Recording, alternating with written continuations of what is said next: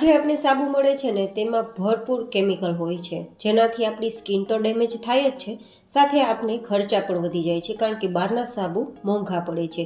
તો આજ ઘરે એકદમ સસ્તા ભાવે અને એકદમ હેલ્ધી સાબુ, જે સ્કિનને એકદમ light, tight, glowing and whitening આપશે.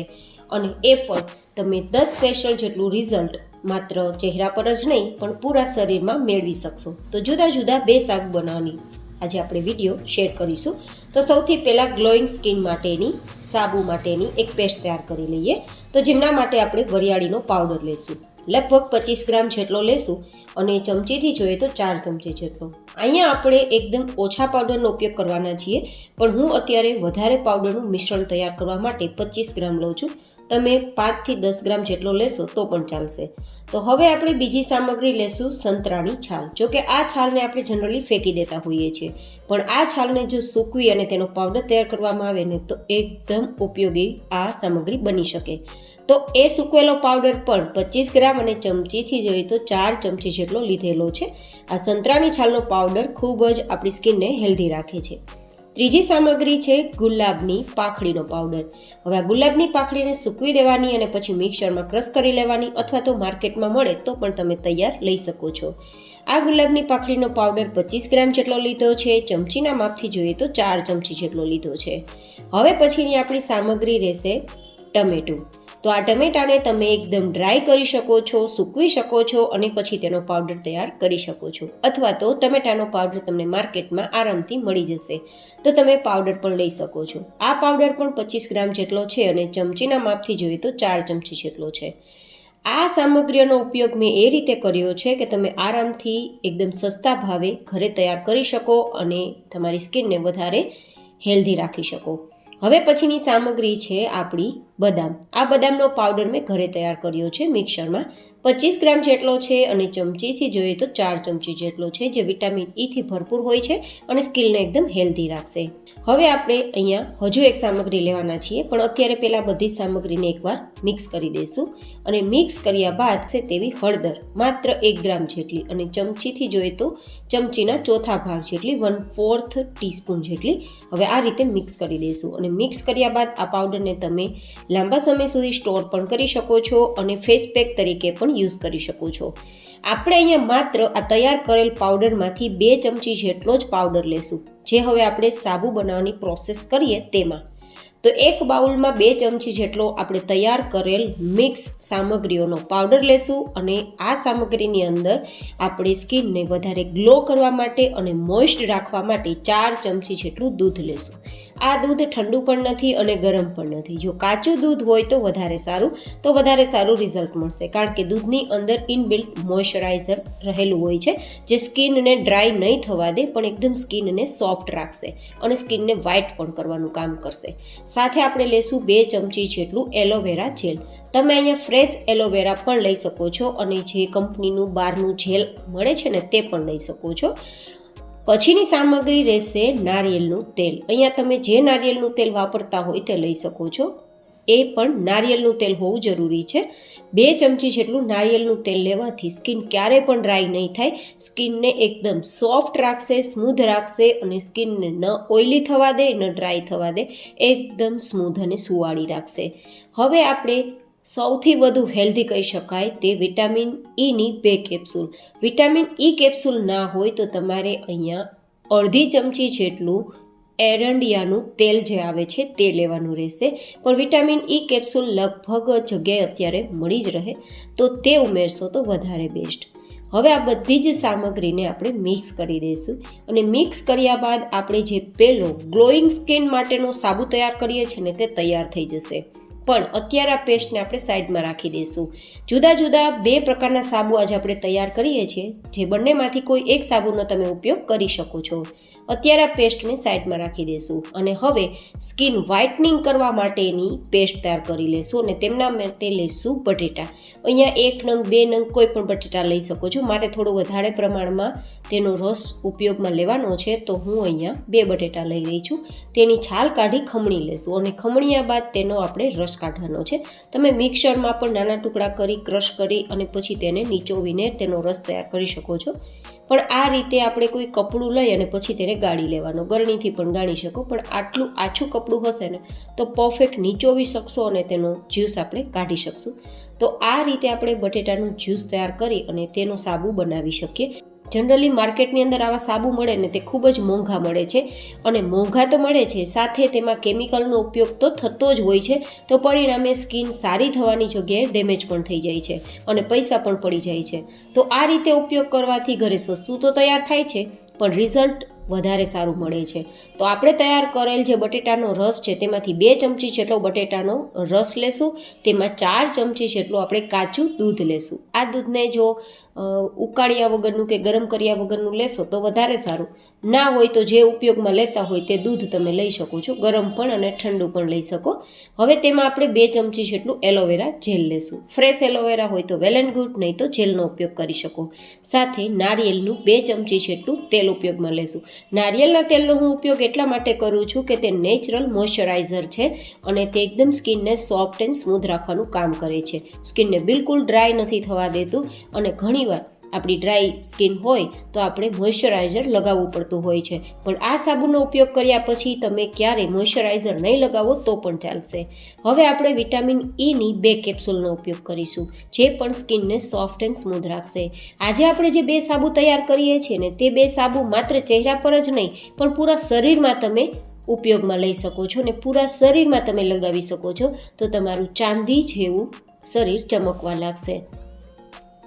આ રીતે આપણું મિશ્રણ તૈયાર કરી હવે આ મિશ્રણને પણ સાઈડમાં રાખી દઈશું. હવે આ બંને સાબુને તૈયાર કરવા માટે હું અહીંયા 500 ગ્રામ જેટલું સોપ બેઝ લઉં છું. આ સોપ બેઝ એકદમ નેચરલ છે, 100% પ્યોર છે, કોઈ પણ પ્રકારના કેમિકલનો ઉપયોગ નથી થયો. આ જે સોપ બેઝ છે તે જે સાબુ બનાવવાની દુકાન હોય ને, કે જે સાબુ બનાવતા હોય ત્યાં પણ તમને મળી જાય, અને ત્યાં ના મળે તો ઓનલાઈન પણ તમે પરચેસ કરી શકો છો. પણ જો ઓનલાઈન પણ ના મળે, સાબુ બનાવવાની દુકાન પણ ના મળે, તો આ રીતે પિયર્સ જે સાબુ હોય ને, જે માર્કેટમાં આરામથી મળી જાય, જેમાં વધારે પડતું ગ્લિસરીનનો યુઝ થયો હોય, તે પણ તમે લઈ શકો છો. પણ આપણી પાસે જો સોપ બેઝ હોય, 100% પ્યોર એ વસ્તુ આપણે મળતી હોય તો વેલ એન્ડ ગુડ. મેં આ રીતે સોપ બેઝ 500 ગ્રામ જેટલું લીધું છે અને તેને આ રીતે હવે રફલી ચોપ કરી લેશું નાના ટુકડામાં, જેથી આપણે સરળતાથી તેને મેલ્ટ કરી શકીએ. આ આપણે સોપ બેઝ એટલા માટે લઈએ છીએ કે આપણે જે બંને પ્રકારના સાબુ તૈયાર કરીએ છીએ ને તે ફટાફટ જામી પણ જાય. અને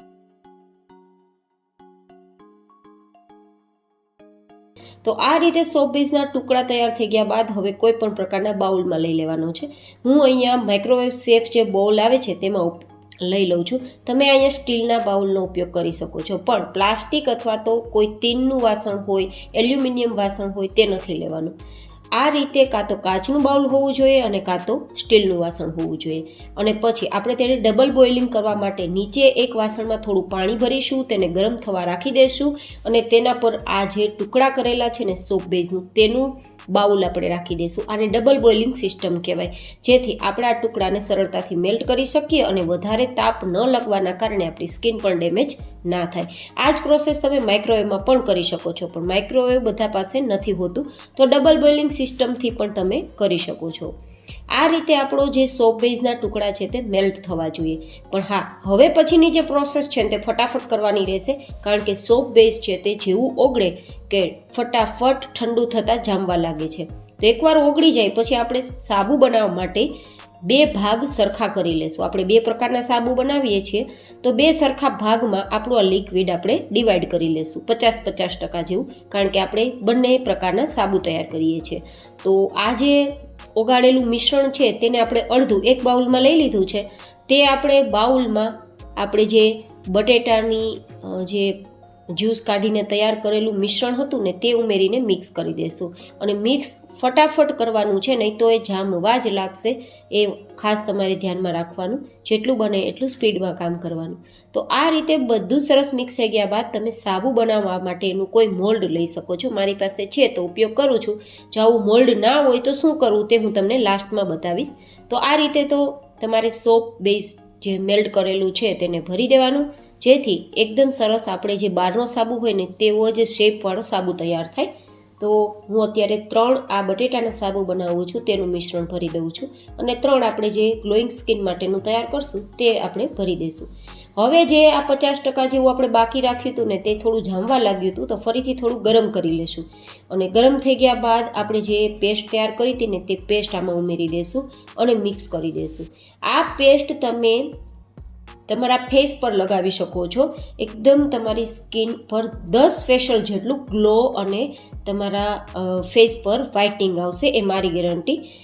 આ રીતે બધું જ મિક્સ કરી દઈશું અને મિક્સ કર્યા બાદ આપણે તેને સાબુ બનાવવા માટે યુઝ કરીશું. હવે આ સાબુને તમે ફેસ પર પણ લગાવી શકો છો અને પૂરા શરીરમાં પણ લગાવી શકો છો. તમારું પૂરું શરીર એકદમ વ્હાઇટ થઈ જશે, લાઇટ થઈ જશે અને એકદમ ગ્લોઈંગ કરવા લાગશે, શાઇન કરવા લાગશે. તો આપણું આ મિશ્રણ છે તેને આપણે આ રીતે ભરી દઈશું.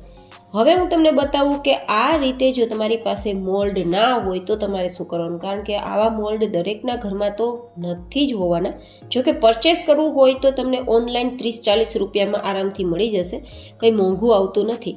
પણ ના લેવું હોય તો તમારે શું કરવાનું, કોઈ પણ પ્રકારનો ડિસ્પોઝેબલ ગ્લાસ લેવાનો. આ રીતે તમારી પાસે જો પેપર કપ હોય, એ ના હોય તો જે સિલિકોન મોલ્ડના કેક માટેના કપ આવે તે પણ લઈ શકો છો. પણ આવી તમને પેપર કપ તો બધી જ જગ્યાએ મળી જાય ડિસ્પોઝેબલ, તેનો ઉપયોગ પણ તમે કરી શકો છો. પ્લાસ્ટિકનો ઉપયોગ ના કરવો, કાગળના જે કપ હોય ને તેનો જ ઉપયોગ કરવો. હવે આ રીતે આપણે તેને જામવા માટે છોડી દઈશું.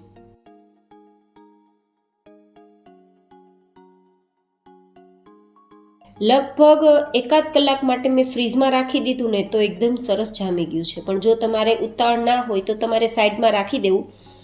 5-6 કલાકમાં તો આ સાબુ જામી જ જશે, પણ ઉતાવળ હોય તો ફ્રીઝમાં 1 જ કલાક માટે રાખશો ને તો પણ જામી જશે. તો ફ્રીઝમાં રાખીને 1 કલાકમાં જુઓ સાબુ એકદમ સેટ થઈ ગયા છે.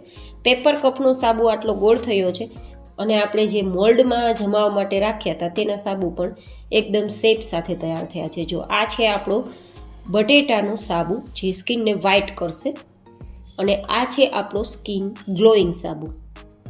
આ પણ તમારા પૂરા શરીરને અરીસાની જેમ ચમકાવશે અને તમને 10 ફેશિયલ જેટલું રિઝલ્ટ આપશે. તો બંનેમાંથી કોઈ એક સોપ તમે બનાવી શકો છો, યુઝ કરી શકો છો. બંને પણ બનાવી શકો છો, તમારી ઈચ્છા. મેં તો બંને બતાવ્યું છે, જેથી તમને જે અનુકૂળતા હોય તે સાબુ બનાવીને ઉપયોગમાં લઈ શકો છો. બંનેનું રિઝલ્ટ ખૂબ જ સારું છે. હવે હું તમને બેમાંથી કોઈ એક સાબુનું રિઝલ્ટ બતાવું. તો પહેલાં તો સાબુને ભીનો કરી લેવાનો, હાથને પણ ભીનો કરી લેવાનો અને પછી જો આ રીતે થોડી વાર લગાવી અને પછી ઘસીને હાથ ધોઈ નાખવાનું. પછી હું તમને રિઝલ્ટ બતાવું કે આ સાબુ યુઝ કર્યા પછીનું રિઝલ્ટ કેવું છે. જો હવે મેં હાથ ધોઈ લીધા છે સાદા પાણીથી અને કપડાથી લૂછી પણ લીધા છે ને તમે જોઈ શકો છો કે ફર્સ્ટ ટાઈમ યુઝ કર્યું તો સ્કિનમાં કેટલું રિઝલ્ટ મળ્યું છે. જો હાથમાં આટલું રિઝલ્ટ મળતું હોય તો ફેસ પર આનાથી વધારે જ રિઝલ્ટ મળશે, એ મારી ગેરંટી. તો તમે પૈસા પણ બચાવી શકો છો અને સ્કિનને હેલ્ધી પણ રાખી શકો છો આવા સાબુનો ઉપયોગ કરીને. તો આ વિડીયો કેવો લાગ્યો તે મને જરૂર બતાવજો. ફરી મળીશું એક નવી જ હેલ્ધી રેસીપી સાથે. ત્યાં સુધી stay healthy and stay happy.